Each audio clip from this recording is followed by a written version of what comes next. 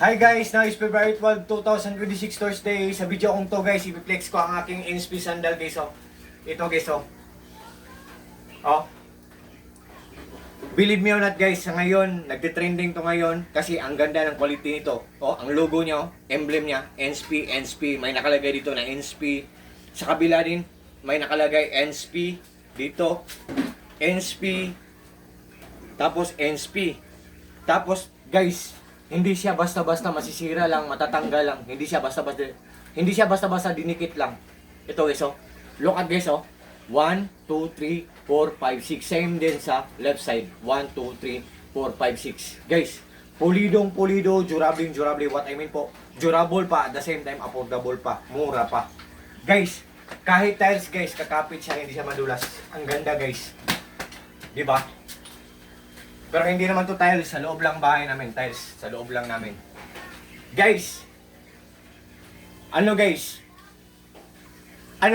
color brown siya, pero kung hindi nyo bet ang color brown guys, i-click nyo ang link ko, just trust me, just click my link and just try. May mag-a-appear na mga choices doon. May color white doon, color black, color blue, at saka army green. Yun, at color brown. Yan ito. Kasi ito ang bet ko, so ito ang in-order ko. Pero kung ano man ang size nyo, piliin nyo din doon.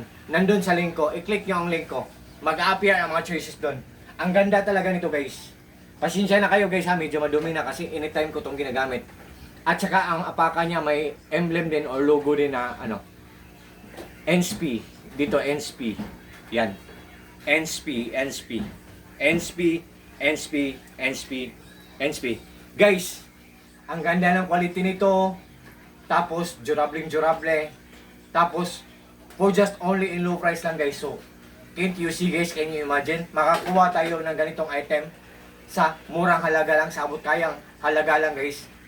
At nagdi-trending pa to ngayon guys. Pero guys, sometimes bababa din ang price niya. Kung maka-timing tayo, swerte tayo, pero I think 15 pesos lang ibababa niya.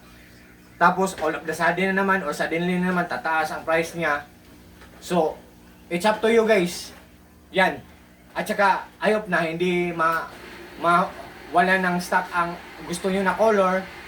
Tingnan nyo lang guys. Pasensya na kayo sa nag-iingay guys sa water pressure tank namin yan. Na timing.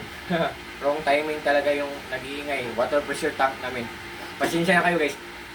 Guys, tingnan nyo lang guys ha. Ang ganda niya guys. Hindi siya basta-basta masisira lang guys.